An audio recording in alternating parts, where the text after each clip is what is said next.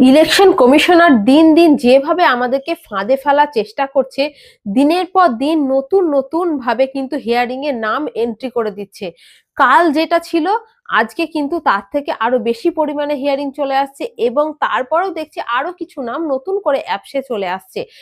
আমাদেরকে হিয়ারিং এর কাগজ একবার দিয়ে দেওয়া হলো, তারপরে দেখছি আবার নতুন করে পরের দিন হিয়ারিং এর কাগজ চলে আসছে।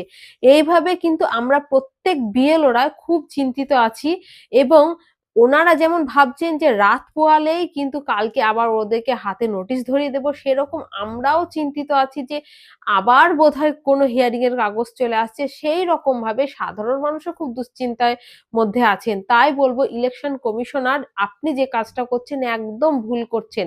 সাধারণ মানুষকে নিয়ে আমাদের দেশ, সাধারণ মানুষকে নিয়েই আমাদের চলা। তো এই মানুষকে কিন্তু একদমই রাগাবেন না, কারণ মানুষ যদি একবার রেগে যায় তাহলে কিন্তু অনেক অনেক কিছু করতে পারে। মানুষ যদি রেগে যায়, দেখলেন তো বাংলাদেশের প্রধানমন্ত্রীকে শুদ্ধ তাড়িয়ে দিল।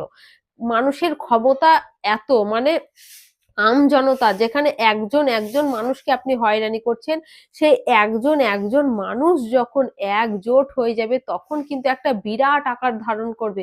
আর সেই আকার থেকে মুক্তি পাওয়া কিন্তু অতটাও সহজ বিষয় নয়।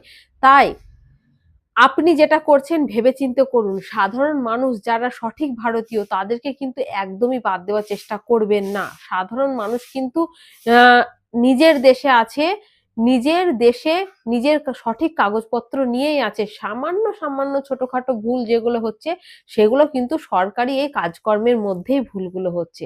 তাই বলবো, কেউ চিন্তা করবেন না।